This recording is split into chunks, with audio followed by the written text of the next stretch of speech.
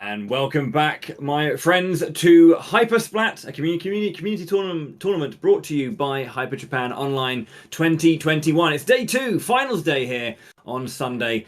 We had a very exciting first day, a massive round robin where our 9 teams went head to head to see who would be our top seeds, making their way through to the top 8 bracket that is going to be taking place today. We have a few updates to give regarding that, but first off, I'd like to obviously introduce myself and my team with me today. My name is BowietheHERO. I'm joined by Marc with a C on that side and Pixel Squid on this side. Hey! Good afternoon. How are we all doing? Are we well? I am doing great on my end. I'm just really excited to go and see some more phenomenal gameplay from these absolutely fantastic players. Yeah, I'm very hyped. You could say hyper because this day's games were very hyped to see. It was a pretty intense day, and as I say, like there was I think everyone had to play 8 or 7 or 8 games. It was a lot of Splatoon 2 action in one day. And we have made our way to the finals brackets. However, we do have a few updates regarding some teams. Some teams have sadly had to pull out. They haven't been able to pull a full team together to play on the second day, so they have had to be DQ'd from the tournament for those reasons. So we do have a few teams. We have I think a few teams left. I think 5 teams have made it here and are ready to play. So whilst we may not have all 8 of our teams available, we will still have 5 fantastic teams vying for that top spot, and plenty of matches to be played and plenty of action to enjoy here at HYPER Japan Online. The first team we're going to be getting is going to be LMT versus T-Sippers on the winners. Obviously, we're on winners' side. Our first winners quarterfinals. LMT had quite an interesting day. We saw them, play and perform very well and have a lot of difficulty with the top 3 seeds. Yeah, they were playing very well, but did meet their match a few times. Pixel, and what do you expect them to have changed after the first day to come into day 2, really gunning for that top spot? Yeah, there were. It'd be interesting to see all these games today, and yeah, I do think we might be seeing a few weapon changes, but maybe depending also the maps modes as well. There'll be some more maps we will be seeing again yesterday as well. So it'd be interesting to see maybe different team plays more. Then that'd be the biggest thing we might be seeing today. Positioning and stuff like that. Yeah. Positioning. Also just the team formations and the map control as well. Map control is very key. I'm pretty excited to see how each of the teams play, because at the end of the day, each of the teams do play kind of differently with weapons.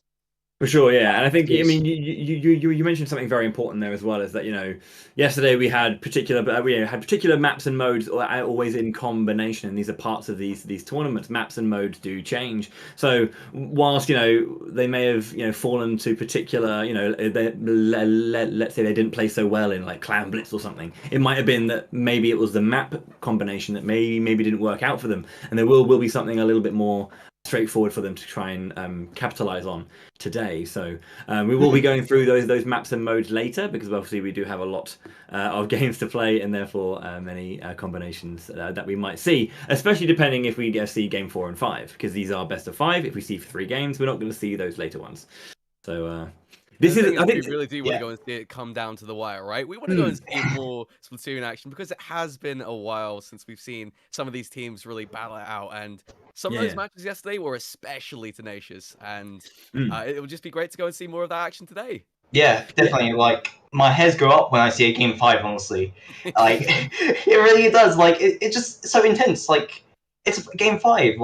Any of the teams can win. It's crazy. That's it. Absolutely.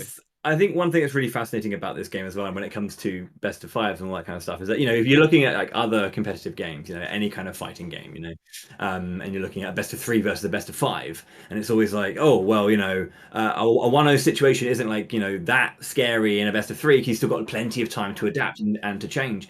However, the added nuance of that was something like Splatoon 2 is that you get one extra mode and one extra map, and that extra combination can bring in something else. Because like it's one of those situations that, you know, if we have to see game 5, we might be in trouble because of the map that's on. Or if we can get to game 5, we'll be in a really good position because of, you know, what we're coming up against. And I think that extra level of depth is something that makes the best of 5 in Splatoon 2 very fascinating. Absolutely, and I completely agree. It's all about, in terms of actually getting the versatility in check, you know, being able to go and keep cool under pressure across the variety of these different maps and game modes. And you know, it's not necessarily going to be the same experience if you're playing one map with one game mode. It's always going to go and change up. So, you know, if you're playing, for example, tower control on Moray Towers, it might be different to playing Clam Blitz, for example. You know, you might want to go directly into the center a little bit quicker on one particular game mode, and you might want to go and guard the home base on another particular game mode. It really depends on how the map and interaction plays with the other players. Yeah, especially sometimes, let's say the mode just changes on one map. Sometimes the formation is still different, and teams do need to learn like the specifics for, like, let's say Rainmaker on one map, and then maybe Splat Zones on another map. It's very interesting. For sure. Always like to see how much variance we can get from our teams, and how many different options they can bring to the table to try and triumph. We will just get our first game underway as soon as possible. Just waiting to see how LMT and TCippers are doing. Should be jumping into game relatively soonish. But yeah, of course, just want to obviously thank everyone who's been involved up until this point. Obviously, HYPER Japan online for allowing us to kind of have this this tournament, and, you know, giving an opportunity for the Splatoon 2 community to kind of have some fun and really show off their skills. Production as well, who've been working tirelessly, obviously in the lead up and all throughout out yesterday, and who will be putting a lot of work in today as well. So thank you very much to NGI Events, who have been powering this. They've been a pillar of competitive gaming in the UK for the longest time. I mean, as long as I've been involved in the FGC, which is nigh on 10 years now, NGI has always been a name that I've noticed. So and just been aware of. Good stuff over there, you know. Very, you know, wonderful people. Yeah, so this guy over here is just like, I might do the socials here and there. Who knows? But no, coincidence. Shout out to the team at NGI for doing that. Yeah, we're just waiting for, I think, one of our players on the LMT side, but we're just about ready to go. So as soon as they're all in, we'll jump into our first game first off. So whilst we are kind of waiting for all the things, I guess we can go over all the different variances that you'll see in Splatoon 2 if this is indeed your first time watching, or if you're just, you know, curious and having a wee look. So we have multiple game modes. Mark, Pixel, let's crack on through them. The most obvious one, I think, is going to be Splat Zones, very similar to kind of like the regular way of playing, which is all about area control. Absolutely. It's a kind of king of the hill sort of game mode. You need to go and get to your point and cover it with your ink as, you know, quickly as possible, and essentially just hold on to that one position, making sure the outward sort of areas, you know, all the other Inklings just don't come anywhere near it. And I think positioning in this particular game mode comes paramount, because if you don't have a good like line of sight when it comes to, you know, having these players and shutting them down and keeping them away, then they're going to go and essentially just overcome and, you know, take you on. Like, you've got to go and make sure you maintain that sort of control as confidently as possible. Pixel, anything to add to that? Splat Zones, I believe, emphasize Splatoon. It's like, you can see in every mode, like, oh, you sure you paint, but Splat Zones, you literally need to paint to get the objective. And that's the key of Splatoon, but especially in Splat Zones, get the paint control in the middle, and even like further to get more control over the game. So yeah, I think a quintessential mode for sure. And then we've got those variances that might change things up a little bit. We've got more defensive style play, and also more aggressive style. So let's look at the more aggressive style first. Rainmaker. Obviously, we have our objective. Yes. The Rainmaker itself is in the center of the map and must be pushed into the enemy side. But as I was saying, it's much more aggressive. So let's talk about why that is exactly. First off, yeah, go ahead, Mark. So the fact that the Rainmaker itself is a weapon is something that just is particularly special about this game mode. You know, it's really good in clearing out certain spaces. You got to be careful, because if someone's holding the Rainmaker and they're targeting directly to you, that could just be you in an instant, and they can go and push on through right to the end of the objective. So it's, yeah.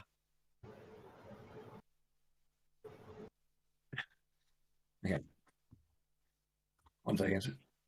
Okay, so we're just gonna have a slight change of schedule, because should we go into detail You know what? here? I think Yeah. it's worthwhile. Yeah, why not? There's a duck on someone's roof, and because of that, they need to go and get the duck off the roof. So they're not able to play just yet. So they are there and ready, but they need to get the duck off the roof first. So we're going to go and play another game very, very quickly. Yes. Just because we wanted to try and start from the earliest point in the bracket. I mentioned earlier that some of the teams had to be pulled out because of them not being able to bring a full team for the second day.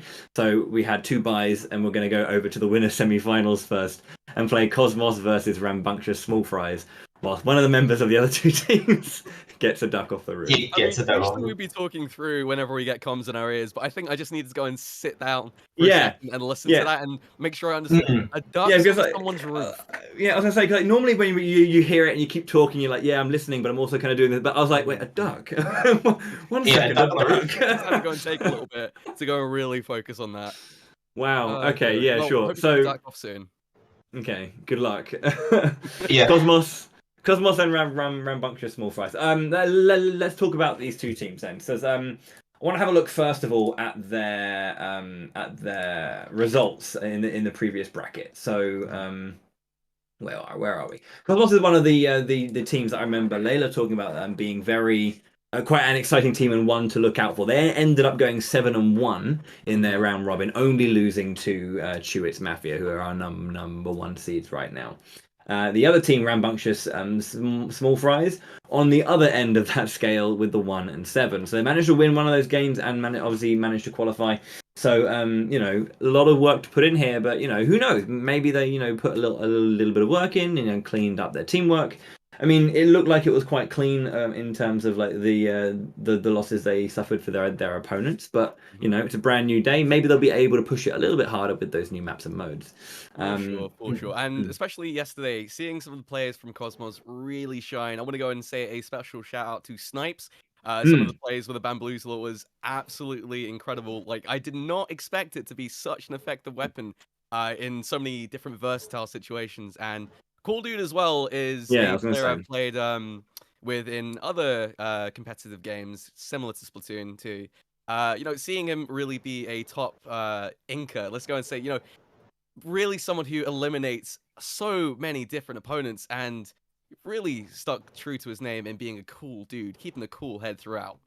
Yes. He is a slayer for sure. Pixel, go ahead. Going back to like the Bamboo quickly, I just love seeing these weapons we never see in tournaments before, recently. It's just so cool to see like other weapons being used and how that can honestly just change the gameplay of that specific game. Like, Bamboo is one of the least common weapons I would expect in a competitive game, but as we can see, it works. Yeah. Snipes got really handed it down with the Bamboo, definitely. I think there's always room to kind of like try and change the metas up sometimes, isn't it? You don't want to just sit there and just like go back to your, because if you sometimes bring out a flex pick or some kind of like strange left field choice, it can sometimes bamboozle your opponent somewhat, and it can put them on the back foot. Like, we're not used to seeing this weapon. Why are they bringing it out? Either they're going to be godlike with it, or there's going to be some kind of like comp reason. Making the comparison to fighting games, what we know and love as well, it's a lot about the matchup experience. If you're not used to it, then how do you counter it? What do you go and notice specifically with that weapon type that you can go and like adjust your gameplay to go and counter it? Yeah, we'll be jumping into our first game then here. We've got Tower Control on Arrow Arnhem Mall. This is quite an interesting one. That central spot is such an absolute mosh pit of action normally. But for Tower Control, it's where everyone needs to go. You've got these 2 higher sides on both the left and right where you can kind of like fire down into this little pit here. But we'll see how it goes. First off, we have Icarus immediately onto the tower and sending it away as a Small Fry is having to push back. There is a Blob Lobber out there, but does get taken down as there's a 2-for-1 in favour of Cosmos early on. And they are making an absolute storming approach to the first bit. Trying to find their way up onto the tower, trying to push off. There we go. Gets 2 splats. Double splat here. Okay. They're pushing back just a little bit. I mean, they managed to go and get to the first checkpoint and get quite the distance, so that's going to be quite the advantage. Yeah. Early on. Snipes up, jumps back. Good play. I like these more defensive jumps back to kind of like maintain their life and maintain their specials and kind of like reset themselves. Cool dude there again with the height, making sure to kind of keep that slaying up, covering as much ground as possible, just being an absolute anchor for their team in terms of zone control as well as aggression. 1v1 here. Does win it out there, Arky. Yeah. A bit wayward from Cool Dude's aiming there. Good thing I had enough time to go and like fully charge it up and get himself ready and prepared for Splat. The height there with the blob blobber, very nice from Kego, getting a snipe there onto a KO onto Snipes, but does get taken down eventually. Couldn't quite connect those extra hits to get the KOs. You can see our team's really utilizing the verticality to its best potential. Proving to be very effective in getting the push and just securing it. And we're onto the next checkpoint, just a little bit further, and they'll be able to go and secure that victory. Yeah, nice and easy. Yep. They had that 3 KO lead. It was like a 4-on-1 at the end, basically a team wipe. And there's not much they had to do but just hold on to the tower. Exemplary work from Cosmos in that first game. Small Fries trying to like wrestle a bit of control back. Got the odd splat here and there, but could not really convert that into any major lead or any major push. I think what ultimately secured it for Cosmos was just their positioning in the end. Like, they managed to go and find that height advantage. They managed to go and push when it was, right, when it was necessary to go and do so, and they didn't overcommit too heavily in order to go and secure that match.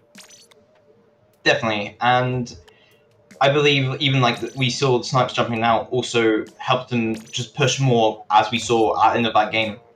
Definitely, because Snipes was only up during when that happened before he jumped, and it's always good to fall back if you're the only one up. Otherwise, you will get outnumbered. Yeah, for sure. Looking ahead as well, going on to Clam Blitz. I believe we saw this. Did we see this combination before? Clam Blitz the Reef. Yeah, we did see it yesterday. Yeah. So Clam Blitz on the Reef again. We were mentioning this yesterday, one of the earlier stages, so perhaps the most practice stage for most people.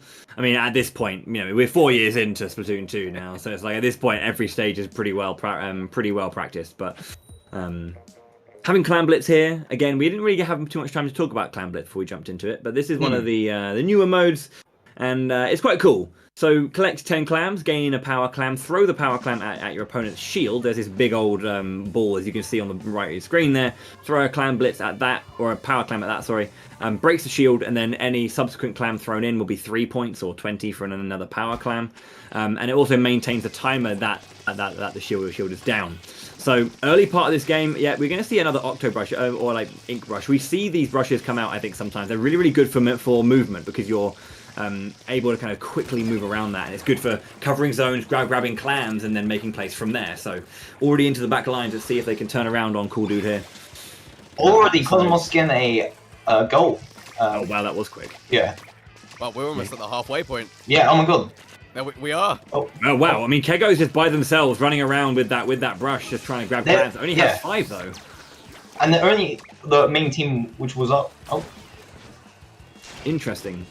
I wonder if there was just a little bit of miscommunication between the team there, with players running, trying to maintain their own kind of strategy and not really aware of what's happening on the wider maps. It's down to 17. The shield is still down and the timer is still almost there. Is that over? Is it over? It might just be. Oh.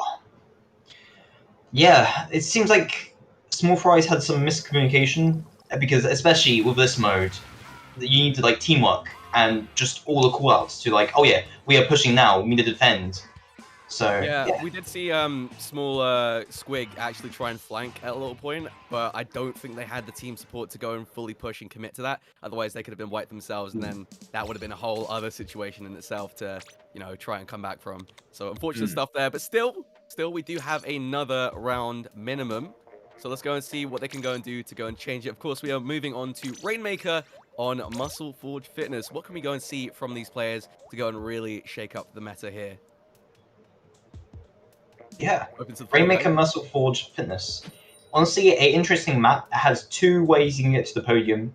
One usually going to the right, up the ramp, and the other one on the left, using the ink rail. But that's also very risky to do. Alrighty, and as we go back into this one, let's go and see how they're going to go and change up their weapon comp And yeah, let's go and see how they get into it. They're going to be diving straight into the middle. Are they going to be diverting off to the side? Who will burst first? Cosmos. Yes, we saw this. We saw them obviously playing for the right-hand side, trying to go up the slant on the right side of the map. But it seems like Cosmos maybe want to try and play a bit more of an aggressive game, noticing that they've had a pretty strong advantage over the course of the last 2 games. So maybe want to just try and run it straight down the center. But they might seem to play a squig. You can see Oop on the left-hand side trying to push back Snipes, who was just waiting there with the Rainmaker. Very, very nice usage there. Good long-range roller shot to take down the Rainmaker holder. Did not expect us to get that far. Now, we're back on the ramp, which has proven to be a pretty perilous situation for many of our teams. It's really hard to go and push. But as I say that, I'm going to go and keep my words. Cool Dude manages to go and absolutely just pull it off and get to the end there. That was really smart, because like he went up the ramp and kind of held onto the wall to drag the opponent down to try and look for him. At that point, he went over the hill and got the KO immediately. That was very sneaky. Sneaky, yeah, definitely. Like, they could have just gone straight, but they didn't. They tricked the other team of going up the wall. That was a sweep. We need to get just very, very quick match. Cosmos showing their strength there. Rambunctious Small Fries falling to that strength as well. They got one more chance. They've dropped down to the losers bracket. So they have another chance to try and get a W on the board before. Right. Okay, cool. So we just had an update about the previous game as well.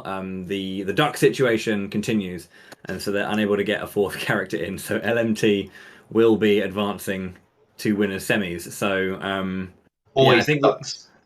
in order to keep the bracket rolling, we need to kind of keep the thing. I think they're going to be put down into losers T-sippers, and we'll see if they can get their 4th member in before their next game, so we can keep the bracket rolling. It's a shame these things have to happen, but they do sometimes have to happen. So I think that means we can go to do the other winners semis then, I think, in that case. It's the only option we have right now, I guess. Looking at it, we'll get some confirmation, but I think we're going to be getting maybe Chewits Mafia versus LMT. Ooh. If that's the way it's going to be going, we'll just get confirmation on that one first. But same sets of maps and modes we just saw, because it is winners quarters. Winners semis. Every single round has their own set of maps and modes, so it's very, very, very fascinating. It's confirmed. Chewits Mafia versus LMT will be our next match. This match is going to be pretty good. Yeah? Oh, yeah. Some really star players from both teams here that really have showcased their stuff. So, yeah, it's going to be interesting to see how they interact and how... it'll be interesting to go and see if it goes to game 5 all the way. I have faith that it might do. Yeah, see, I don't think I saw this game yesterday. This was one that you and Nimmz did yesterday, I think, Mark, alongside Layla. So how did let's have a look back at the bracket. How did their match go last time they played? Was it a 3-1 or a 3-2? So this is Chewits Mafia versus LMT. So basically Chewits Mafia took that one 3-0. 3-0. So yeah, it was a 3-0 at that time, but you know what? They had some decent moment-to-moment gameplay. LMT had some decent moment-to-moment gameplay where they could have potentially taken it back, but they might have fallen just a little slightly, potentially due to positioning. But no, they did actually put up a decent fight when it came to the actual round itself. But unfortunately, they weren't able to go and make a score on the board in that series. But we could go see a different sort of situation today. You know, they're all nice and refreshed. They're recomposed. Maybe they'll go and change a few weapons here and there. Maybe they'll go and change a little bit their communication. It's really ultimately down to how they want to go and change and reflect on yesterday's gameplay, really. Yeah. I think I was mentioning it as well that LMT kind of had a really, really strong first half of their campaign yesterday and then took a very narrow 3-2 loss. And then they took a very narrow 3-1 loss. I know it's 3-1, right? But every game was really close. And then so slowly getting worn down by each subsequent loss. And then they had to go and face Chewits Mafia, who are already sailing with win after win after win. So, you know, momentum is a thing that can happen in games like these. So maybe they're going to be a little bit more focused today. Absolutely. And as it is the case of there being, you know, multiple games during a day, it is the whole case of momentum and, you know, the mental fortitude carrying on throughout the entirety of the series. So, if you're playing from the start, you might be, full of vigor, full of energy, but then near the end of it, you might be a little bit, wiped out even. Some of the plays might be a little bit more sloppy. But since it's the start of the day, it's a refresh. We can go and see they can go and turn this around and showcase some amazing stuff right from the get-go. Yeah. Like, oh, you go. I was just going to actually bring the question to you, Pixel, and actually say kind of like, you're a competitor. You've been in these positions before, playing tournaments, all that kind of stuff. How would you? I mean, how have you, or kind of what would you recommend? Looking at these things, to go. Maybe if you're in day 2, but you haven't had the best day 1, what would you go and like practice or work on with your team in preparation for day 2? Yeah, momentum is key, and it's especially pretty hard to like keep like up to like the most like usable, like even especially this day where there's been so many games due to pools. Especially today, there'd be more. It's a double limit bracket, so there'd be more focused games. But yeah, especially between day 1 and day 2, I usually don't. Let's say if you want to do practice alpha, don't do practice. Like I meant doing that because like it's like overplaying yourself. Like you might get too into it, and especially for me, I think it's better. Let's say it's 2-day tournament, as I mentioned. Just do the tournaments. Don't practice between the weekends.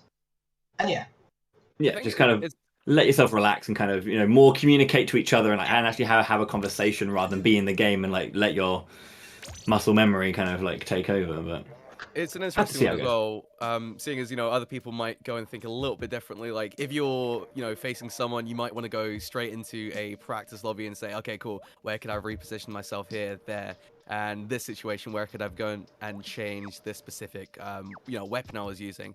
It really depends, if you want to go and just keep directly on it, or if you want to go and refresh, take a little bit of a step back, recompose, and think, okay, cool, I'll go and address this tomorrow, because you don't want to burn yourself out. That's the most important thing. You're here to enjoy yourself at the end of the day, and if you do want to improve, you've got to go and keep a cool head and just really relax every now and then, right? It's not always brain switched on. You got to take those key points to go and cool down and chill.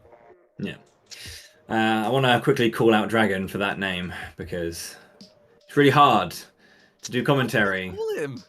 He's just doing an emote. But like, it's really just have your tag and maybe your team tag in your name. Name. Exactly. I can see you, Dragon, readying and unreadying. We're calling you out today. Absolutely. What a guy. Oh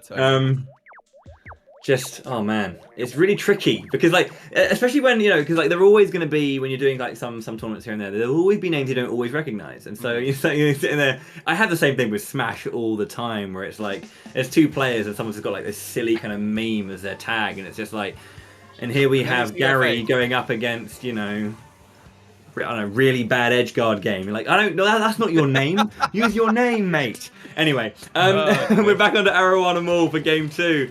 We saw this be taken very convincingly by Cosmos, but here we have LMT going up against the Chewits Mafia. CM, very nice stuff. Good job from the Chewits Mafia actually doing that competitive integrity right there. For sure. Let's go and see if they manage to go and use similar tactics to our previous teams in that previous showcase. So yeah, it'll be interesting to go and see what they do differently, if they go and stick with some similar sorts of tactics here and there. But we've seen Kaji do what Kaji does best, though, as we say, keeping this high ground and just using that as an opportunity just to spray with the Splatling and just cover so much ground. Such a dangerous player that needs to be respected. So you can see Chris kind of like almost playing it in a kind of counter. Shorter range move, of course, but just playing a similar role at the moment. But 1v1 becomes a 2v1, and Dragon does go down to CM. It was a trade with Spore. Surprised to see Spore without the Octobrush, which is a bit different. Right, looks like we get to our first checkpoint here. Kaji, high ground. One's coming up. Seeing that very, very nicely, having to move back, good evasive maneuvers, holding position a little bit more. Yeah, very, very nice work there from Chris too, grabbing every single hit they needed, getting that KO, and Sport is holding on to the central point there. For sure, and Nimmz Mafia with a very, very comfortable lead here. You know, carrying on, going past the last checkpoint. This might actually be the final push to go and secure the victory, unless they're stopped now, and that is it. That is game number 1 in the bag. Kind of interesting that Smile just kind of knew that there was nothing they could really do in that situation. There was many players than just themselves. They didn't they just left it alone, it seemed. So that'll be game 1. Going over to Nimmz Mafia. No, I'm being a replay due to a disconnect. Oh, there was a disconnect. Okay. We get confirmation from that from broadcast. I do see there is one less player in the lobby just there. That is true. They won as well. They won with a disconnect. Oh. Okay. Mm-hmm. Cool. We're just gonna get confirmation on the replay. Because apparently there's still, as you can see, there's 2 people who disconnected.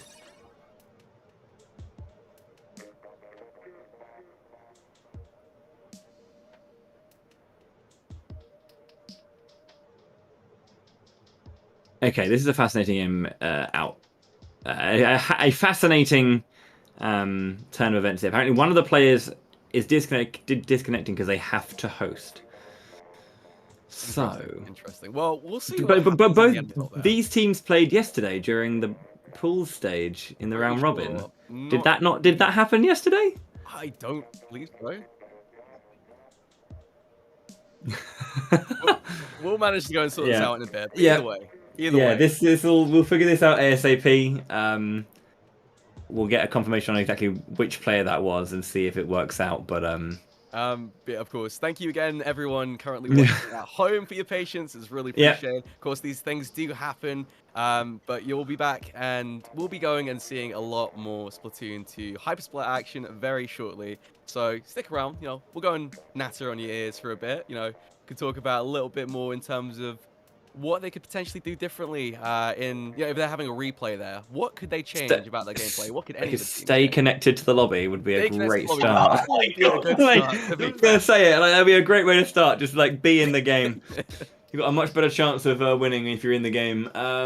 Yeah, I don't know.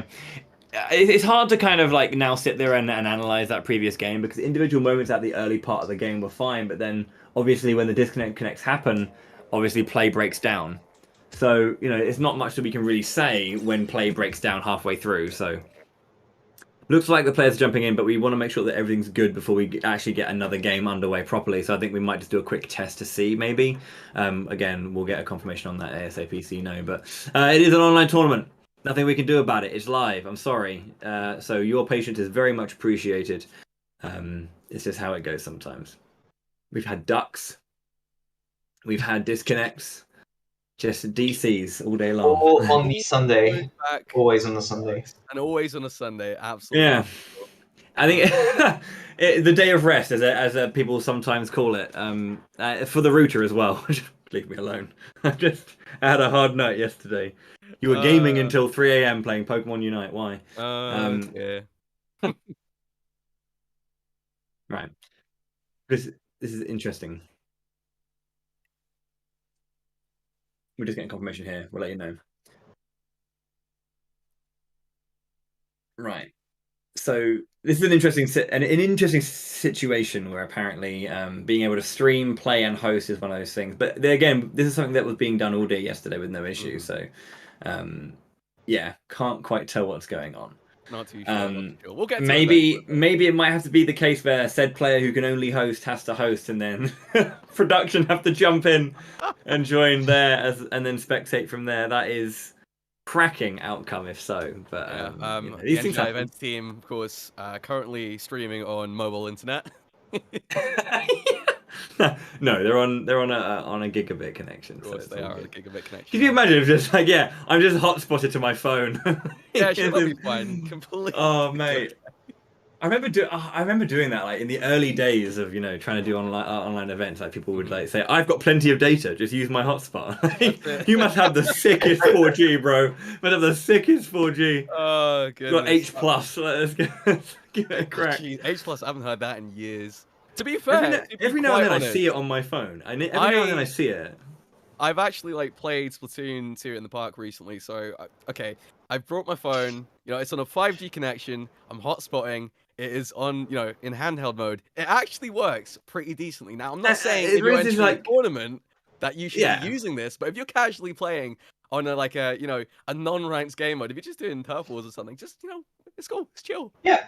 It was one of the beautiful things about the Switch, actually, wasn't it? You could just take it to, like, I don't know, some random park and be like, we can Wi-Fi this. And then just crack out the mobile data. God damn. Such a strange, interesting. But yeah, that is. I don't know. It's just part of it all. We'll find out what we can do to get this game to you very, very shortly. But yeah, I don't know. We went into this with this event, but it's always the way, you know. Every single time that anyone, when it comes to, like, you know, playing Smash as well, or like any kind of fighting game or any kind of competitive thing, when you have to go so like fully online, and then kind of do tournaments, there are some things that you just have to go right. We understand and expect certain things to happen and certain things to go wrong, and that's just, you know, that's just the rules. You sign. You sign in like an understanding that things can go wrong. But seems like we have our players back in. Sorry for the delay. We're gonna crack it out. Day 2, game 2. We'll roll match 2, set 2, game 1. LMT, Chewits Mafia, Arowana Mall, Tower Control. Tower Zones, I was about to say there. I'm already done. Oh, it was almost absolutely perfect. I would have given you full props. In fact, I'm gonna still give you full props. That Thank you very much. Impeccable. I greatly appreciate that. I think it's already time for a drink, and as we're at Hyper Japan, I have a cup of sake ready for when it comes to the evening time. Say that, I mean, it is the weekend. It is the weekend. Of course, we see an absolute tenacious tackle right there in the top corner. Very unfortunate getting caught out there. I think they just wanted to go and escape. LMT taking their first, their first, almost team wipe, 3 splats down, and they got the control on the tower up to the second checkpoint. No, first checkpoint, sorry. And pushing it. 52. Once again, showing dominance with that splatling. Like, seriously, you need to go and have a decent charge time, and the fact that Kaji is always on point and always ready to go and just dominate with it from afar is, you know, it speaks numbers. And as Commentator's Curse does actually play into effect. He gets splattered just there, unfortunately. Yeah. Seems like the other team now are pushing, and now just getting that map control, which is always key. Like, we also saw Unti were pushing a bit too much, and they got splatted, but now Mafia now are Man, I just love the bubble blower. It's such a good offensive tool and defensive tool. It just, you can just play around in it. It's just like having multiple ballers just whenever you want. You know, it's like really, really good.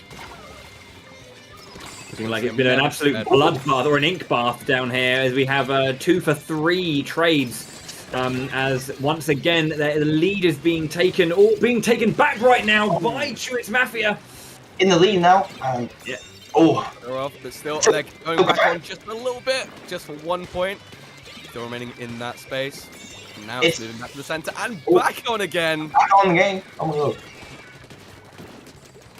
Wow, this is huge. They got through the final checkpoint, and now they really just need to do a final. Oh, that's a wipe. That's a wipe. That's it. That's GG's. That's game 1. Are they going to go and chill for a bit? No, they're going to go and commit and fully take it out. That is game number 1 in the bag.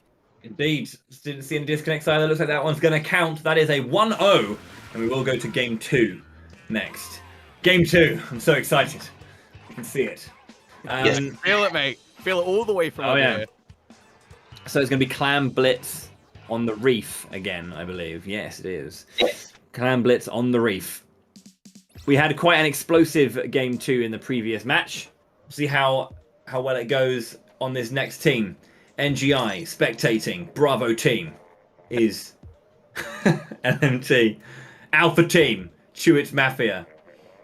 You're making this sound very, very militaristic, if I do say so myself. Well, I mean, it's what it said. Alpha team and Bravo team, we're going to be spectating you now.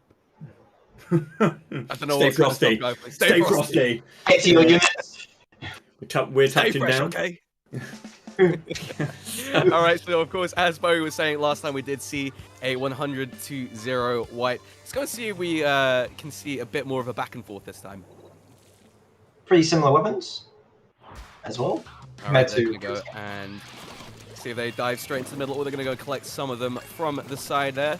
What I tend to go and see from a few players is just really holding down that middle bridge area and using it as a point of, well, an advantage point itself. You know, just holding it down, carrying out, you know, action from both sides, being able to go and cover it from all angles. Of course, we've got the Tenta missiles in play. Let's go and see if that actually manages to go and stop anyone from Tuet's Mafia in their tracks, or at least put a little bit of a stop in their steps. It's a... Oh, it's not. It's 2v3 right now. Oh, getting the splat with the splat bomb. Very nicely done. 8 clams right now on IPS. Looking to convert that into a power clam and make their way to the base with it. Does get the splat there. Very, very nice stuff from Smidge. Smile goes down as well. That is a 2 splat for 0. Nice. And they make the play onto the shield. With 2 splats. Being sneakily behind him. Going behind. That's a really good push so far. Now, I've noticed Tuet's Mafia were focusing on more of the aggressive style of gameplay, just trying to dominate and get into their base as soon as possible to really just stop their forces in their track and put as many clams in there as possible. And as we can see right now, we're almost 2/3 of the way there. In fact, we are over 2/3 of the way there. This actually might be the final push they need to go and close it out, but unfortunately, Kaji does manage to go and get the splat there. We're almost there. Ooh. It's almost there. Oh, still got a 40 plus buffer though. Couldn't quite. There was that 1v1. Couldn't quite get the charge. Yeah. On their shot before, so got taken down immediately. IPS now with again 9 clams, waiting to try and get that power clam. Probably going to try and go up and approach. Have a power play in hand. Get to the. Oh, never mind. Just going to go straight for the power clam. Looking to have this KO on Smile goes down. There is the shield as well. Do they have the line to go for it? Straight through. Going to throw up. There it is. Great. Shield's down. Now they have to get through the bonus points into the last remaining points as they're trying to maintain their control on that point. The timer is still up. There's some pressure there. Can they get away? They do! IPS. Oh no! There. I think it just caught yes, them. It seems like it caught them right at the end. Unlucky stuff there, but the barrier is still up just barely, and it's gonna go. Oh, timer gets extended. Few more. That's gonna be it for sure. They still have clams, yeah. Not just yet. No clams in this goal. Looks like LMT are gonna have to go pull out all the stops here in order to go and push and, you know, get some points on the board. Otherwise, we might go and see another 100-0 situation here. Yeah, we saw Spread just seeing the ball go around the side to flank to try and meet them. Out goes the Booyah Bomb and the Tenta missiles. Right now, it's difficult. Another 2-3. Basically, a team wipe here again. Once more. And the bubble blow just to cover that zone. So much aggression coming out from Tuet's Mafia. The shield is down. Just a few more. 3 more clams. 1, 2, 3. Wow. What can I say? That was just a pretty dominant performance throughout. And honestly, you know, they blitzed the competition. They blitzed the competition. Of course, of course. I respect the pun. I appreciate it. And you know what? You didn't. 5 out of 5. Don't give me that. 5 Don't out give of me 5. That. You didn't appreciate that. It's okay. Hey mate, you know, as a fellow pun extraordinaire, I appreciate anyone else. You're a pun. You are a pun extraordinaire. A self-titled pun extraordinaire. Okay, right. Okay, sure. Mark is a walking pun. That's fantastic. Fair enough. The confidence, I like it. We're going to be going on to Rainmaker, Muscle Forge, Fitness. I just want to see like a really buff Ness. Just be like, okay. Sorry. Anyway, right. That would be amazing. Someone just does like a bit of fan art called a Muscle Forged Fitness. Someone do that for me, please. Just one like I want Artist Alley just to be like, this is a demand. Just as like an absolutely rocked nest, like stacked as all hell. Like, just absolutely. Okay. How are you? Okay. Anyway, Rainmaker on Muscle sorry, Forge. we should talk. Ness. We should talk the tune. Right. Okay. as we saw previously with Cosmos, they were pretty aggressive, so we probably could see a similar aggressive with Chewits, as we just saw in the previous game. That's already popped the Rainmaker shield right there, available for anyone to go and grab it at any point. But it looks like both teams, Chewits Mafia especially, trying to clear the space before they do engage and hop onto it.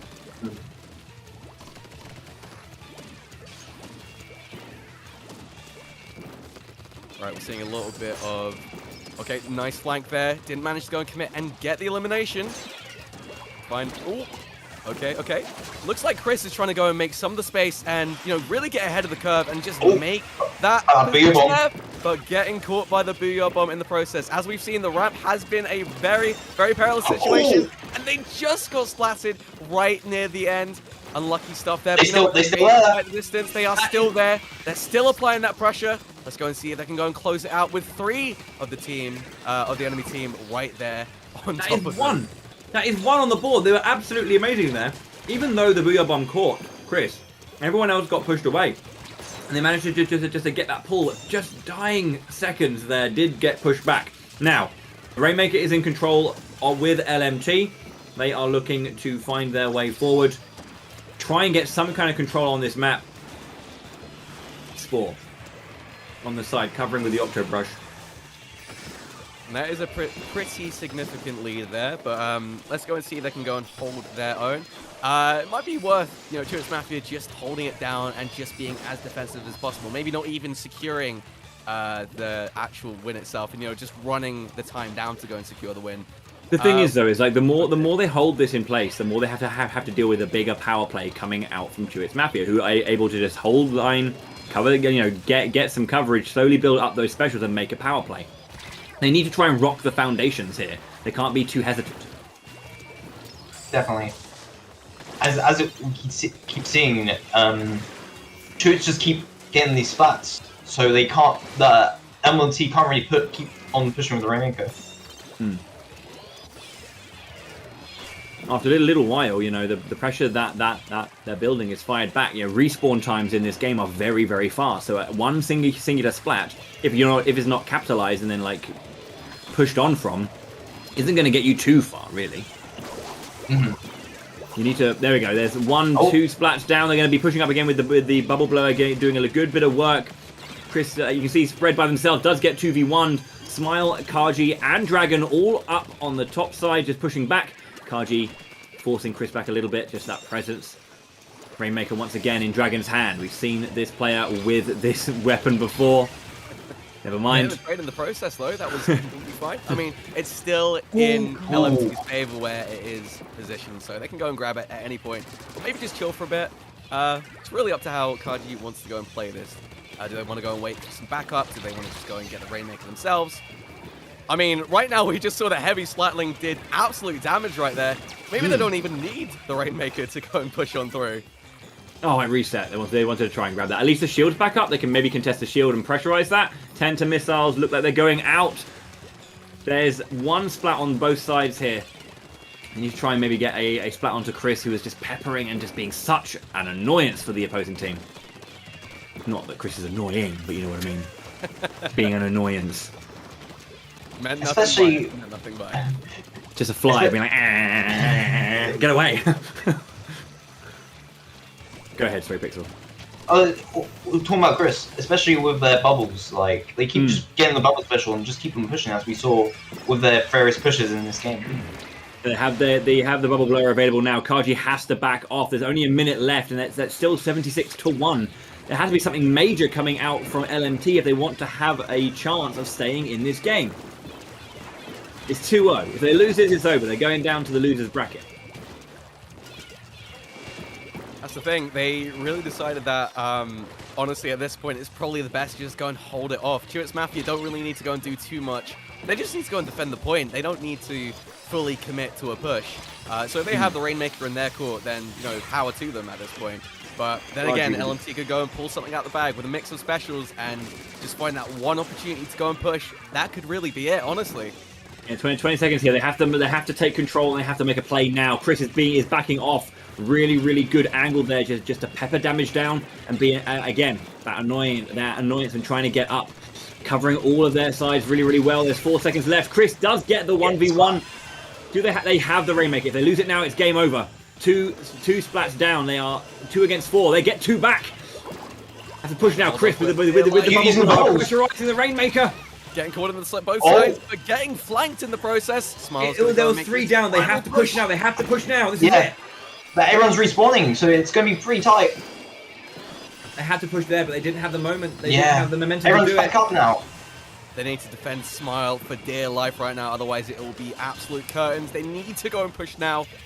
But also, overtime is running out. They can't keep playing a backwards game. The Rainmaker is lost. The game is over. Chewits 3-0 LMT and knock them down to the losers bracket as they advance to winners finals. Very good stuff from Chewits Mafia, really holding their own there. Unfortunate to go and see LMT couldn't push, and that vital point, if they were able to go and be a little bit quicker and potentially make a path a little bit beforehand, they could have potentially secured that round and took it to game number 4. But that's the nature of the game. It can be a explosive beast when it comes to these things, but that's just the way it is. But really good stuff from all players there. Unfortunate near the end to go and close that out though. Yes, what's going on here? What's happened here to my hair? You look fine, mate. You look fine. That's really bad, isn't it? That's really bad. 3-0 then to Chewits Mafia. I can't stop looking at that. Sorry. What a great turn to come back. I don't know what I did to make that happen, but anyway. 3-0. We have the winners finals is set. Let's have a look at it right now. So we're going to have Cosmos versus Chewits Mafia in the top side. And on the lower side, we're going to have LMT drop down. Now, we're not quite sure on the situation with 24... with... Who was it? T-Sippers? T-Sippers? Okay, sure. Okay, so the duck situation never got sorted. They couldn't meet their next game. That's a GG's. So we're going to be dropping down to loser semi-finals. We'll have Rambunctious Small Fries versus LMT, who we just saw. So that's that there. The stage is set. Our top 4 then. There we go. In a manner of speaking. So, Chewits Mafia in winners finals. So we're going to probably do losers semis, and we'll do winners finals, grand finals, and we'll see how that goes. Chewits Mafia, Cosmos looking very, very strong and looking to be, taking that. We'll have to see what happens if LMT can beat Rambunctious Small Fry, and if Chewits Mafia keep up their dominance. That's going to be an interesting match between LMT and Cosmos. So we'll have to see how that rolls out. Yeah, potentially seeing Chewits Mafia and Cosmos go at it is just, it'll be really interesting. They're both, top caliber teams when it comes to that. So I just want to go and see more high action games like that, from what we've seen. Those 2 titans even battling it out. Like, the final game shown on the live stream yesterday was those 2 teams, so it's definitely going to be interesting to see kind of a rematch later down in this tournament. Yeah, I'm kind of curious to know if they went back to go and see the VODs to go and really analyze their gameplay, because as we were talking about earlier, going and recomposing yourself, of course you don't want to go and overwhelm yourself by going straight back into, analyzing the tapes after a long day of splatting action. Maybe they had a little bit of a talk to say, okay, this potential moment, maybe we could have done this differently, maybe we could have gone and switched this up. If we ever get a chance to go and talk with them, and see what their general thought process is, it'd be really interesting to go and see how they'd go and approach that. Because checking the tapes, you get a lot of info from them. I've learned so many things about my gameplay that I wouldn't have seen otherwise if I didn't review the tapes. Sometimes I might overcommit, sometimes I might go and be a little bit less commitment based. So yeah. Hesitance is an interesting thing, where you have an opportunity, because when it comes to a lot of competitive games, especially when it comes to team games specifically that have a very fast back and forth, windows of opportunity are tiny. There's just there's loads and loads of windows where you can do it, and they come and go in an instant. So the hesitance to kind of not capitalize on those opportunities when they present themselves is quite fascinating. So yeah, for sure. VOD review. Do it. It's handy. It's handy. Yeah. Very useful. Yeah. The LMT are going to be going back into another game. I think they're fine to keep going. They are experienced players. And they love this game, and they want to keep playing this game, I assume. Could they just imagine they'd be like, oh, man. I've played one set and 2 sets. It's just too much. No, competitive. So they want to crack on. We'll be getting into the next game very, very shortly for that reason. We'll have to see how rambunctious Small Fries can do here to put some numbers on the board, because they do need to get a win soon. So yeah.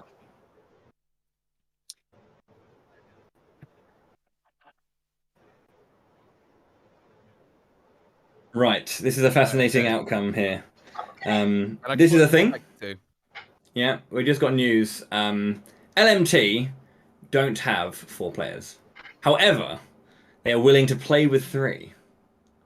So I think that really shows their commitment to the game, really. Yeah. You know, in all sort of adversity, they're still willing to go and push on through. Are we going straight into the game? Yeah. All right. Okay. Let's go. Game 1. Let's just go into it. Yeah, why not? Yeah, so we're jumping in. We are on Starfish main stage here. One of my favourite stages, personally. Love this stage. And we're doing a Rainmaker to begin with, and it's an immediate wipe there on the side of Rambunctious Small Fries. LMT confident enough to keep going and get that win. One? Yeah. Okay. So, we didn't even have time to go up onto the main the main gameplay itself. But that was a very, very quick match, to say the least. But we'll jump over to it now, though, for sure. Yeah. That was, I mean, curious as to what happened there. That was a very, very quick, I couldn't quite see the details of it, but that was a very, very quick team wipe. That was incredible stuff. PV4 as well, flexing on their opponents.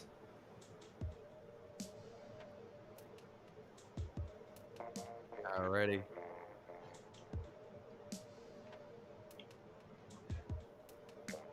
All right, so we're going to be mixing it up just now. So that was the first game. I believe that was a first game on the board, if I am not mistaken. Very, very dominant gameplay right from the offset there. I mean, of course, Rainmaker can be a game mode where it goes, from 0 to 100 very quickly, as evidenced by that just over there. Definitely. Definitely. Yeah, and definitely. And next round, we're going to Inkbot Academy on tower control. It's a very interesting map. The tower goes from left, up, then right, and there's a few checkpoints. And also the map is pretty not like has many heights, so there's different platforms the players can go up to and just use as their advantage, especially at one of the checkpoints, as we will see in this game. Good old verticality strikes again. All right, let's go into game number 2. Let's see if Rambunctious Small Fries change anything up to go and alter their gameplay in this tower control map. You can see Small Squig currently going to just around the side, popping up to the making that surrounding area nice and clear. Just onto the first checkpoint. Small Fries do need to maybe paint a bit more, since they are struggling right now. Right now, Kaji is dominating on the tower just there, of course, with the Splatling gun. Really good in terms of position there, just to go and catch everyone in the range, sort of, catch the range from there. And already pushing over to the last point, the last checkpoint. Yeah. Seems like no one's going to be able to go and stop them right now. Oh, that's right, yeah. LMT are being very aggressive in this game, as we saw in the previous game as well. They're showing their ability and their quality here. Jumping straight onto the tower and just securing the victory, just like that. That'll be another win on the board.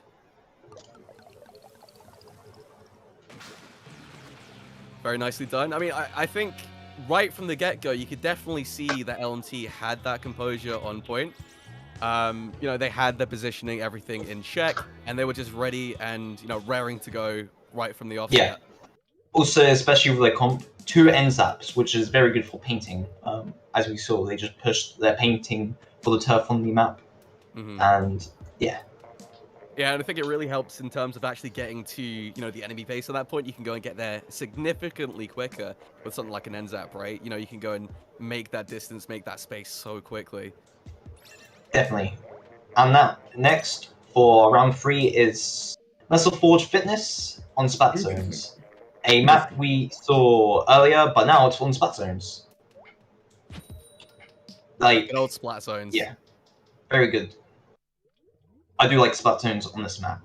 Yeah, for this particular map, in general, it's a really good one for Splat Zones. I think it's probably one of my favorites when it comes to that.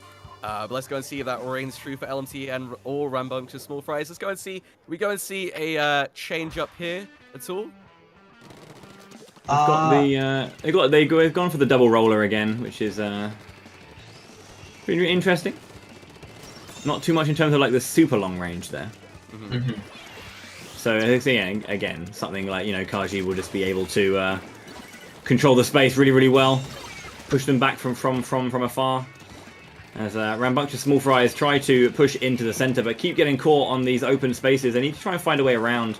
Maybe just a little bit. Keep themselves aware, cover as much ground as they can, and just keep each other safe. Play together as a team rather than going in individually one by one like this. They can just get consistently taken out. Absolutely. I can, just to go and touch upon that point a little bit further, being split up is probably not the best idea here because, at least if you have multiple people, you can go and have a trade and then the other player go and pick up the elimination. But in this case, it just seems to be, one after the other, and they're not managing to go and find an opportunity to go and really push and find that opening space, and it potentially might be another 0-100 here. Yeah. Like, literally, LMT just have the more turf control as well, because they also came with 2 turf weapons again, which was the Insap and Special Junior. Right. And another KO there from LMT in a swift 3-0 there. And they will advance on to losers finals, I believe, yes. And await the loser of the winners finals match between Cosmos and Shuit's Mafia. But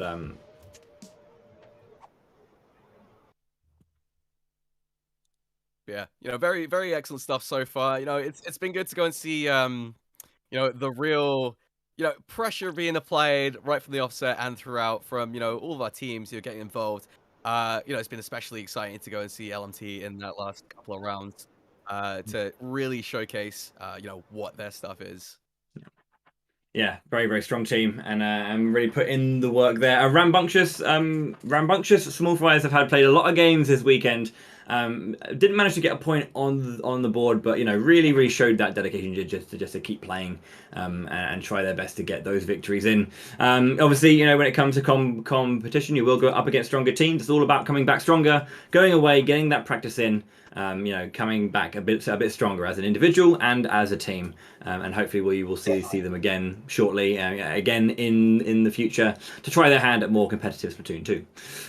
That said, we've got 3 teams left, our kind of like top teams, if you will, here at the tournament, and we'll see how that looks. However, we are going to take a quick break now as we prepare for the final few matches. We've got the winners finals, the losers finals, and then the grand finals to come to see who will take home that grand prize. So we'll be about 10 minutes. We don't go anywhere. We're going to have a quick change up in the roster here in the commentary booth, and then we'll see you out for the rest of the weekend. So make sure to stand up, stretch your legs, get some water, and prepare, and we'll see you in a few minutes for the final of HYPER SPLAT, brought to you by HYPER JAPAN Online 2021. Don't go anywhere.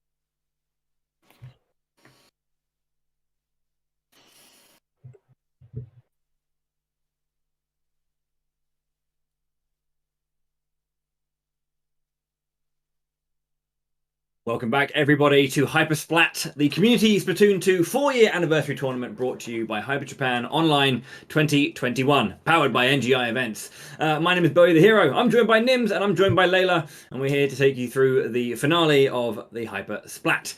We do have, again, we want to first off say a massive thank you for your patience during that break. I know it was a little bit more extended than we were hoping it to be. We have had some interesting developments over the course of the last few minutes that had to change the way that we're going to be approaching this final. If you were here just before the break, you may know that LMT dropped down to 3 players, and we're happy to continue with that. However, since that time they have lost another player who is unable to play, and at this point they have had to bow out, which means that we only have 2 teams left, being Cosmos and Chewits Mafia. So those 2 teams are the only ones remaining, and they're both already in finals, in the winners finals. So we're going to close out the show by playing that one final match to see who will take home the grand prize. So I apologize if you wanted to watch a little bit more Splatoon 2 action. However, due to a change in the schedule, this is how it's going to have to be moving forward. That said, we have one more set left to look forward to, and a little bit more excitement to be had before we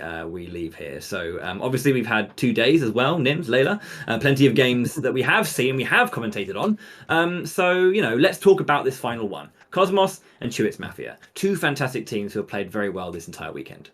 Absolutely, Bowie. And once again, hello everyone who's watching at home. I hope you guys have had a fantastic time watching the games today and of course yesterday.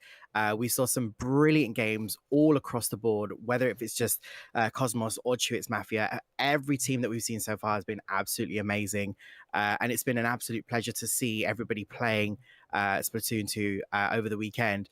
But coming to, of course, Cosmos and Chewits Mafia, some really exciting games. Yesterday, we saw some brilliant play all across the board, whether it was Splat Zones, whether it was Clam Blitz, Rainmaker.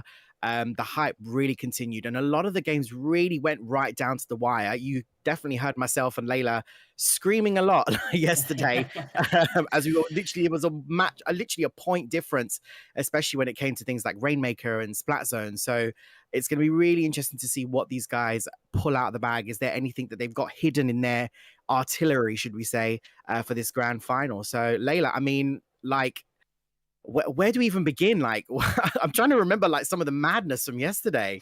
Yeah, it's like you try to sort of like recap the entire thing, and it's just there was so much chaos, there was so much happening. As you mentioned, like some of the points literally were down to just 1-point gaps. We had overtime shenanigans left, right, and center. And to be fair, we have seen these 2 teams take part against each other. We did stream their match. That went the distance as well. That went 3-2 in the favor of Chewits Mafia. So yeah, you get the general idea that it could very easily go the similar kind of way. I would not be surprised about that. And that would be a fantastic way to see out this tournament. We are going to be jumping into that momentarily. We'll be moving over to Game Feed in just a bit as we're jumping into the lobby. There we are. Looks like everyone's ready to go. We have Chewits Mafia on the top, Sandwich Chris, IPS and Spore. And then Cosmos, Icarus, Snipes, Chew, and Cool Dude. We're going Splat Zones, Muscle Forge Fitness for our first match here of our, well, first game of our final match set. I don't know why. It's really weird. Because when I was like growing up playing squash and stuff, it'd just be game and matches. That's it. You got points, you got a game, you got a match. You know? And then in tennis, it's games, sets, and matches. But now we've got like rounds, sets. Robin matches, got games. involved. Robin somehow, found his way in. Yeah, we started saying love to people instead of nil. You know, it's a bit of fun. But yeah, looks like everyone's good to go. Go ahead. Sorry, just really quickly before we're getting into the game, where did the term bogey come from in golf? I don't want to know. No one wants to know. Good answer. Okay, that's our first game then. As I said, Splat Zones, Muscle Forge Fitness. This is one very large platform and sloping down the sides as well. So an interesting facet of that extra slope too, because being able to cover those slight edges and being able to kind of come up the center is an interesting play. So Chewits Mafia losing out on the first initial play, have to then find their way back into the center. We have losing one for one going immediately. Snipes looking to get a splat, does there against Icarus. Very, very lovely catch, and getting Chris 2 as well. Oh, nice. Very, very good play there.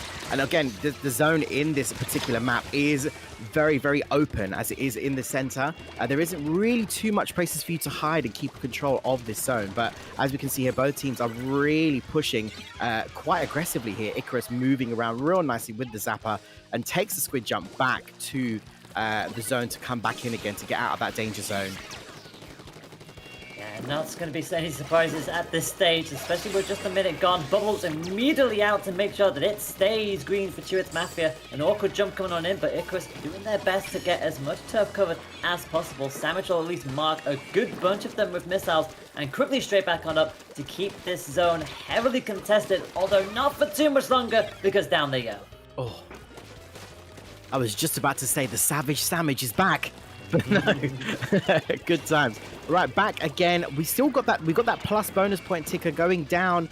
At the moment, it's almost at the regular point score now. Cool Dude really trying to play a little bit of hide and seek there in the zone. And then, of course, oh, we're down. We're going down. We're going down.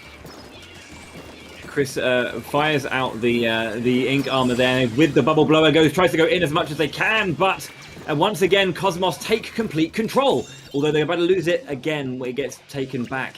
Interesting passage of play there. There was the bubble blower went out, but did get neutralized immediately. But they managed to keep hold of that. Only Chris is alive currently, as it was basically a party wipe for all intents and purposes. But once again, Cosmos in control. The only team who's really been able to put the screws to Chewits Mafia this weekend. The only real strong effort.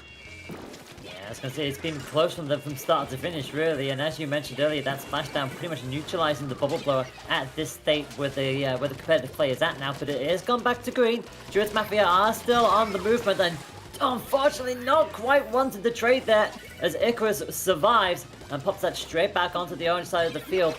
Cosmos just seem to have a bit more of a consistent control than Chewits Mafia at this stage. Absolutely, and even though we still got those plus bonus points, they're pretty much level-headed when it comes to the bonus points that they need to both get down.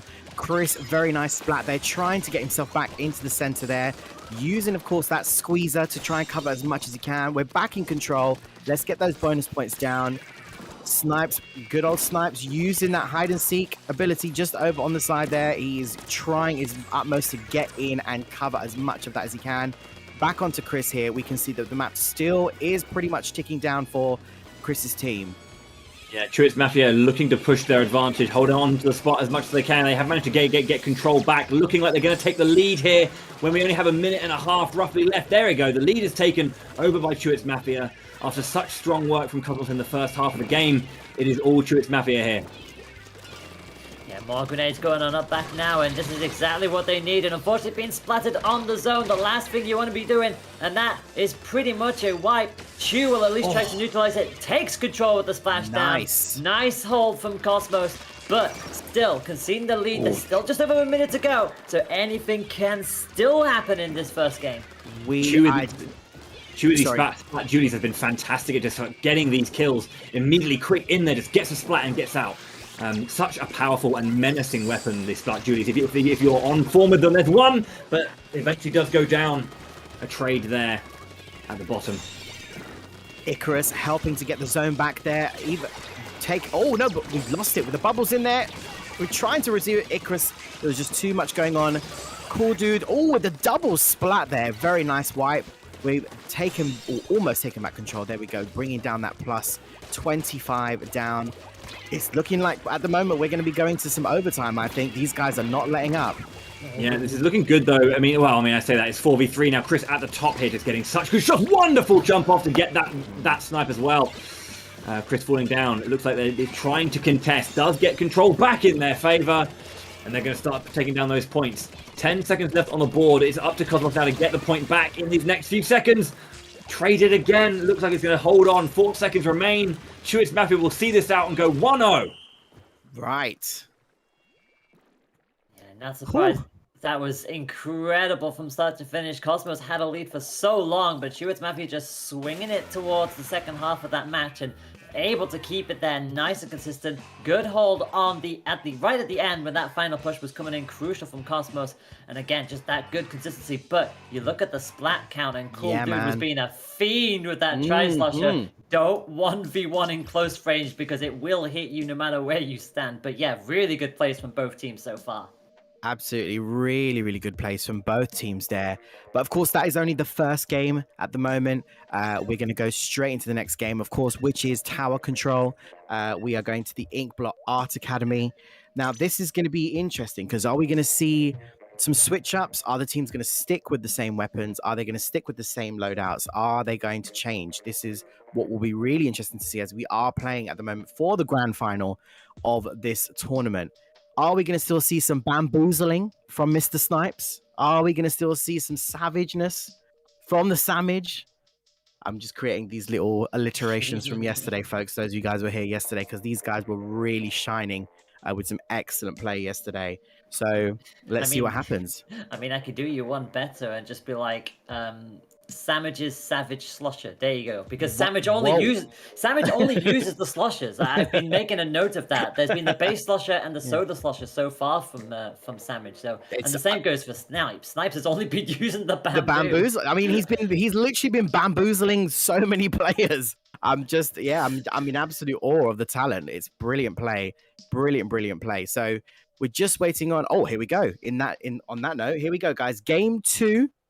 In our grand final, Tower Control, Inkblot Art Academy.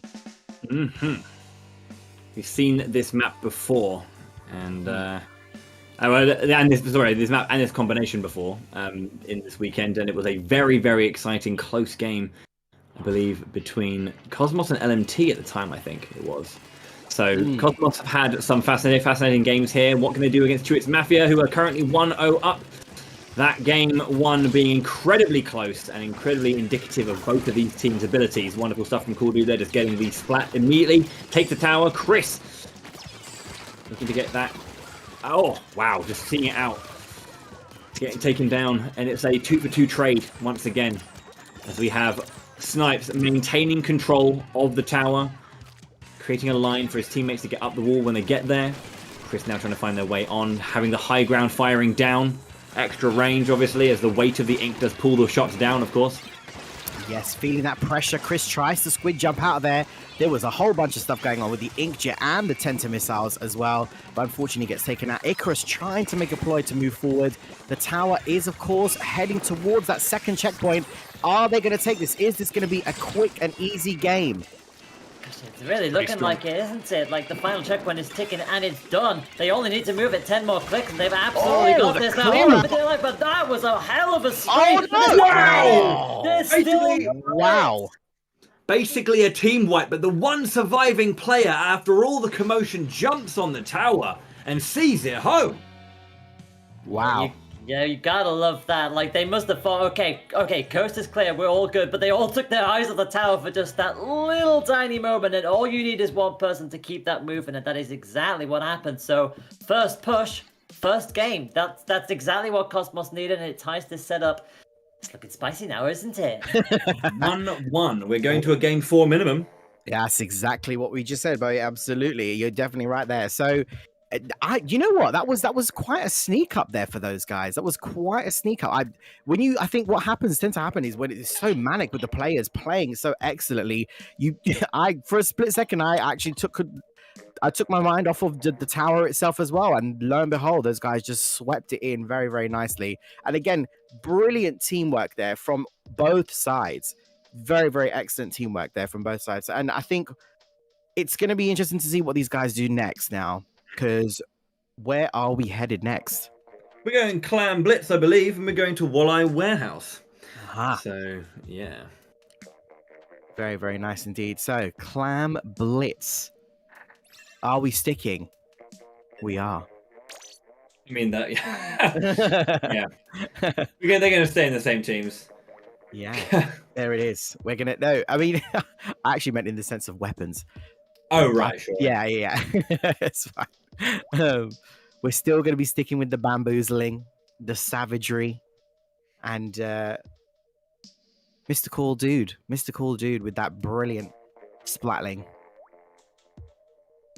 Cool Dude is generally coming out with that Nautilus, which has the suction and the inkjet, so might see that come back out again, try to guide people around, but you also wouldn't be surprised if the Tri-Slosher makes an appearance too with that Burst Bomb and armor, because again, with a mode like Clam Blitz, you want to be able to have a special that goes offensive and defensively, and the Tri-Slosher can absolutely go alongside that, along with the Booyah Bomb and the Bubble Blower, so expect to see some of those popping up in this match for sure.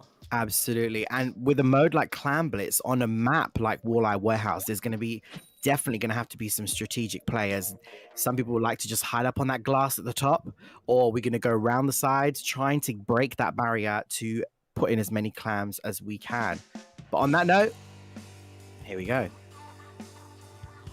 A good old classic Splatoon 1 stage. Getting ourselves ready for match number 3. The ink brush is coming on out. So good old mobility. Always going to be nice to see that playing out in Clam Blitz. And that Nautilus will be making a resurgence. So yeah, it is going to be the tried and trusted on the side of Cosmos. We got Chewits map here as well in the royal blue. The lime green being left for Cosmos. Looking like there's definitely a clam lead for Cosmos right now. They've got 13, 14, 15 now. A few more. And they also seem to have zone control currently. Chewits Mafia looking to try and get out of the central area if they can. See an opportunity on the side. Very, very nice. And the ball out as well.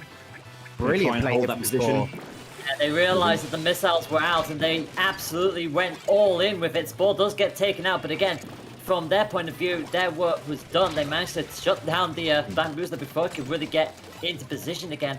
They are back into the fray now, which is why Chris is being incredibly careful. They do have enough for that good old power clam, and they crucially take the bamboo out. So bubbles are going to come up. Here comes the first offensive push of the game. Will it go through? It does indeed. Brilliant. Straight down to 80 points. Can the rest of their teammates chuck in some clams to get that score down? The Tenta missiles coming in for Snipes here. Nicely dodges it. Tries to cover as much of the ground with their color to try and give themselves an advantage to get out. Chris comes in with a squid jump. Tries to... Oh, nice play there, taking out the Snipes, Chris. Yeah, Chris has been very, very accurate. You can see he got taken out after that amazing play, using the bubble blower to hold the bubbles in the corner and keep himself really, really safe. Did get taken down eventually, but straight back into the fray, takes another splat and goes in. But Chew shuts that down eventually. The Splat Julius of Chew has been very, very dangerous in those close quarters. Absolutely brilliant dodging skills here from Chew. Oh, but unfortunately comes around that corner. Icarus trying to play very cautiously. He has the armor and trying to back up their teammate who has, of course, the power clam attached to them. They're going to try and make a run for that center bit. Icarus, nice defensive play there. Takes out double splats and collects what is owed to Icarus with more clams on the back. Fortunately not able to save the power clam. They were despawned before they had the chance, so they'll have to gather up clams and go back up from scratch. Sandwich back up to the high ground with that Slosher. Does cover range, but immediately taken out by who else but the Bamboozler. And they are tired of being on the back foot here. Cosmos are absolutely going to see if they can finally break this barrier. Tenta missiles are out, going to have a little bit of pressure going. The Inkjet too, they're using all their specials now for this final power play. Can they get up? They have Snipes up there, pushing forward. The power clam just behind on the ramp coming up, and there goes the shield. Clams are coming in. They take the lead. 59 now is the score. That was some excellent teamwork there from the guys. Spore trying to go back and get some more clams to bring it back in. Icarus coming around the side there. Watch out for that suction bomb. Comes down, nicely does it. Nice, cool, and calm. Just under 2 minutes left of this matchup, and it could still swing either way. The bubbles and the baller both coming on out, but somehow this barrier has not broken yet. Now it has, and this could be the chance to retake the lead. They only need one more clamp to do so, and there it is. Lead right back. These power plays, these special power plays coming out really nicely. The bubble blower just holding that corner, and then the baller on the other side to force opponents back. It was a nice power play. They managed to get that lead once again. Not much of a lead. The power clam itself will be able to control and take out the bonus points, and then it's just a couple of clams after that to take the lead. This superb accuracy here from Chris with that squeezer. Very, very excellent play here. Cool Dude trying to get out of there with the Tenta missiles aimed at him. Nicely takes out Spore, applies the jet, tries to Apply some pressure there, clears the area, very nicely done, takes that damage. But The barrier's down and they're extending their lead. Cool Dude. Yeah. Look at this, wow. ladies and gentlemen. Look at this wipe. Yeah, that is exactly what they needed. Like, on one hand, Cool Dude was distracted in the corner, but made up for it with not one but two splats in a row. They've got 40 seconds to get another push going, and the worst part is that that is now a little bit more of a margin, so they've got to gather a few more than just one power clam and a couple to see themselves through, and Cool Dude again being pinned in their own alley. They need to push out of this if they want to have any chance of taking the lead in this set with 20 seconds to go. Jets now Cool going round for the flank play. They're going to hope that their teammate is ready. They do get the splat. Cool Dude on the win here. Win takes that one out as well. It is a 2 for 1. Well, 3 for 2 rather. Looking like can they just get that shield down? They cannot, it seems. They need to get that in. Cool Dude needs to throw it now. Nice. Overtime available. They have the power clam. They just need to get it through. They break the shield. Can they? The clam needs to get claimed. Oh, this is some solid defense from Chewits Mafia. They've managed to take down splat after splat. Cosmos just cannot find a way through. And I think that's going to be that. That's pretty much a wipe right there. And then they've pushed them all the way back. And that is an exceptional hold from Chewits Mafia to see this set to 2 points to 1. Brilliant play. Brilliant play. Incredible final gambit from Cosmos, but as you say, Chewits Mafia just held the line so incredibly well. Anticipated the options, covered their defenses and their flanks, and then just pushed out. And every single time Cosmos had another clam, someone else has to grab it and hold that overtime in play. But consistently walling out and taking them down one at a time until that clam had nowhere else to go. And the consistency across all of the players is exceptional today. There was double digits with all those splats. Everybody is going for it today. So that was a very, very exciting game. We're going straight into the next game, ladies and gents. Rainmaker on Snapper Canal.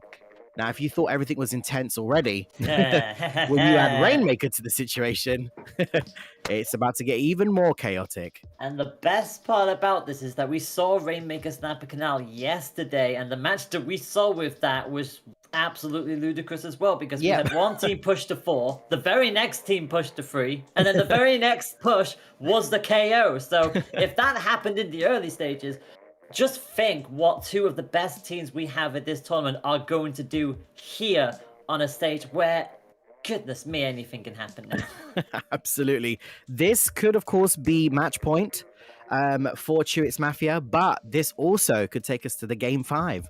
A Game 5 on a grand final. That is what we want to see. We want to see this go the whole distance. All right, ladies and gents, here we go.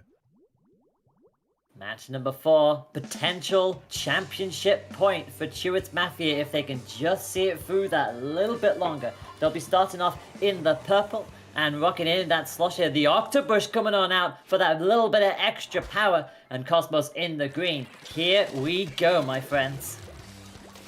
All right, Chris straight away doing some teamwork here with Samage, trying to get round. A tactical play, trying to get round to the side. Cool Dude playing it very sneakily around the corner, waiting for that barrier to be broken, making sure that nobody is in that area. The barrier is almost broken, and there it is. Cool Dude checking out who is around. Oh, but gets splattered from behind. Last thing they needed right there and then, and it's going to be purple taking those first movements. Chewits Mafia are on the way. Couldn't quite get it to the halfway mark, and Chris, unfortunately, trying to come in for assistance, gets taken out by Icarus. So good initial start from Cosmos, but we'll see what they could do when they start their first push. Okay, holding on, waiting. Broken. Yeah, they're waiting for that for the shield, just going to hold that control and wait till their team was all ready to go. Nice splat bomb does allow Chris to get that splat. They move a little bit further. 27 left. What a push! Goodness. Oh my goodness! Look at this aggression. Cool Dude coming in there, trying to wipe as many players as he can. It is still sitting very, very close to that area where they could get a success story here and win the game. Yeah, 27 is a really good number to get to on your second push. And now, finally, Cosmos actually do have hold of it. Samage immediately firing off those missiles, giving themselves that little extra pressure to utilize. And you can already see trying to make their way all the way around the outside on the left-hand side of your screen. And I think Chewits Mafia will know full well they need to take the high ground. They need to slow this down by any means necessary. It's a battle of the inkjets at the moment in the sky. One of the guys has gone down. Splatted very nicely. Snipes taking out Cool Dude. Cool Dude holding, of course, on the Rainmaker. We're trying to get a push coming round the side of the map here. We're going up. Nice play here from Snipes. They didn't quite get the lead, though. They were pressurized so much, and they just had to try and make as much of a push as possible. Rainmaker in Samage's hands. Chris covering the flank. As you can see, Spore just trying to keep that speed up, trying to keep their friend going. Excellent teamwork happening here. They're going for the same strategy, going round the side of the map. Oh, but gets taken out. Cool Dude taken out brilliantly by Chris, but then comes back in again. Icarus. Oh, look at this wipe, ladies and gentlemen. Me. Yeah, I was gonna say, I was about to say, like, it was just like if they had won that 1v1 outright, that would have been great, but the trade unfortunately just swiped it away from them. And this is still a 4-point game. This could still go anyone's way, but Cosmos, they know they need to dig down that little bit deeper at this stage if they want to find a way to take this to match 5. Absolutely. Literally a matter of a 4-point difference, and it's pretty intense at the moment. We don't know which way this is going to go. Rainmaker still sitting in the center of the map at the moment. See it just round the outside for the time being. Chris knowing full well that they're going to need to save those bubble blowers for when they start to come towards the high ground, because this is always the dangerous part. Inkjet is going to come up. Icarus went down somehow in the midst of all of that. Some brilliant stuff from there, and I think Snipes fully realizing that is probably it done for this push. Okay. They immediately get that shield down. They're going to start trying to cover as much ground as they can as they make their next offense here. Just see if they can extend that lead. It's not a safe enough one, as was mentioned earlier. But the bubble blower coming out. Chris using that just to cover himself. Icarus goes down. This is going to be Spore eventually goes down too. Snipes doing what they do best. Bamboozling them. Here we go. You can see how close it was pushed now. 13 to 31. 18 is the difference. An extra push of 14 there from Chewits Mafia, almost to the edge. But we'll have to see what Cosmos can now make of this. They have the central control, trying to cover the flanks as well. They just need to try and just try and get one pick or two and see if they can make that rush. This is some excellent play here from Snipes and Cool Dude, causing an absolute havoc on the map. Both utilizing, of course, the Rainmaker and the long range, of course, of that Splatling. Chris trying to come around from the side there, utilizes the bubbles, tries to go in. Cool Dude, of course, from above, still trying to make as much pressure as he can. 30 seconds left. This could be the last 30 seconds of the tournament.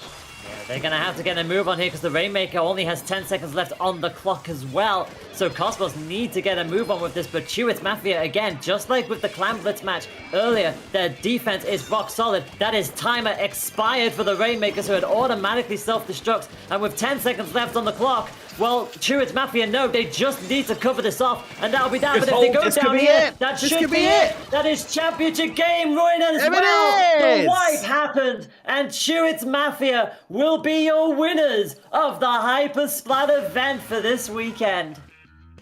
What a play. What a play. Incredibly done there. Yeah, I think you said it best there as well, Layla, that their defense has been absolutely immaculate, and it's why they've been so difficult to beat this entire weekend. Defense is an incredibly important part of this game. Making a good play and then just holding, and that's how you win games, if you can just hold that line as good as possible. And, you know, because Cosmos had great plays, but they just they couldn't get past the defense, you know. You know, when they managed to like try and pick a skirmish and win, you know, in that kind of way, in like a bit more of a frantic fight, they could then push from there. But you know, when you have this bastion of Chewits Mafia's defense to get through, difficult. But Chewits Mafia taking it 3-1 in the end, and they are, as Layla has again said, your Hyper Splat champions at Hyper Japan Online 2021. So congratulations to them. Yes, absolutely. Well done, guys. You have been an absolutely amazing team to watch for the entirety of this weekend. Some really, really exciting and very, very inspiring play from this team. But of course, this goes without, of course, saying with Cosmos as well. You guys were absolutely phenomenal throughout this entirety of this tournament. You even allowed me to give you some little puns and little like alliterations with snipes and that bamboozling. And Icarus, you are an absolutely awesome player, and I would love to play some Splat games with these guys. I'm not as good as you, but you know, one day I might be. So once again, of course, congratulations to both teams. You guys were absolutely phenomenal in this grand final. Chewits Mafia, I want to know what your favorite Chewits flavor is before, of course, we give you your grand prize. Let one of us know what your favorite Chewits flavor is, and you guys were absolutely amazing. Yeah, I couldn't have said it better, honestly. And to be fair, when you look at both teams and what they've all brought to the table, Cosmos pretty much stayed true with their initial weapons. Like, Cool Dude only swapped weapons the once there, so it's it's been one of those things where Cosmos just haven't really switched up. Whereas Chewits Mafia, they played multiple weapons quite a lot throughout this tournament, so just showing off that flexibility and just proving that just that little extra edge against Cosmos. But still, as you both said, exceptional players from both teams this weekend. Indeed. Yeah, as I say, it's obviously been a pretty intense and very interesting weekend. You know, obviously things do happen when it comes to online tournaments. So, you know, we do apologise for any inconveniences. However, despite all of that, a good number of great Splatoon 2 matches were played this weekend, and you know the UK community really showed how much strength they do have, and hopefully we get to see more of that in future. Remember that this is part of celebrating the 4-year anniversary of Splatoon 2 coming out as part of Hyper Japan Online 2021. We do also want to thank Hyper Japan once again for having Splatoon 2 and just having Hyper Splat, the event, at their online event this year, obviously, you know, due to making having to push the event to an online space. Being able to kind of be part of that is obviously a very, very lovely thing. We do have to make head out very, very shortly though, so do we have anything else we want to say before we go? Nimmz, Layla, any kind of final thoughts from you? Layla, you can go first. No pressure, Dan. Seriously though, massive shout outs to everybody who got involved with every show interest throughout this entire weekend. It's just been exceptional to have you. Anybody working behind the scenes, you have all been fantastic from start to finish. You've done your best to keep us all filled in. We've also got Hyper Splat and NGI, as Bowie is just subtly pointing me towards. But yeah, do not forget that this has all been brought to you by Hyper Japan 2021 with their online event here for the entirety of this month. And NGI Events for obviously putting on a fantastic show. And honestly, wouldn't have been able to do it without yourself, Bowie, without Nimmz. We had Pixel Squid coming in earlier Marc today with as a well, C. and Marc with a C. I was getting to it, Bowie. I wasn't saying you were forgetting it. I'm just saying it's one of those things. We all forget. We all forget about Marc with a C. It's fine. Oh, God. Wow, how to throw your fellow friends under a bus, I see, Bowie. No, I completely echo both of what you guys have said. It's always an absolute pleasure working with all of you guys, and of course working with the NGI team, working with Bowie, Marc with a C, Layla, Pixel Squid, and of course just a massive shout out to the Splatoon UK community for just constantly providing us with such inspiring games and real talent for this game. I mean, from, you know, when this game came out to where this game has, you know, gone to, and how many people have started playing this game, not even just for fun, for competitive play as well. And we've seen UK players go all the way to championships in Europe, and just seeing all of that happen, it's been absolutely amazing to see. So I can only echo everything everyone has said, and just thank you so much to Hyper Japan once again, and to NGI, and to everybody who was involved to make this happen.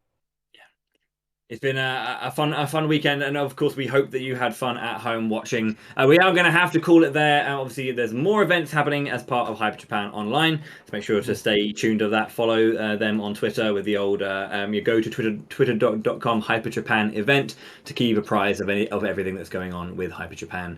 Make sure to obviously follow NGI Events if you've enjoyed seeing some competitive stuff and want to watch more competitive events from them. NGI Events also on Twitter as well, and I guess we also do the things, and you can find us at also places on Twitter as well. You all, it's probably being posted in chat or something wherever you're watching and all that kind of stuff. Hope you had a good time. With that, we will say goodbye, and we'll see you again shortly for another Splatoon 2 event, or indeed other fantastic competitive gaming events throughout the calendar. Until next time, stay fresh, and we'll see you soon. Take care.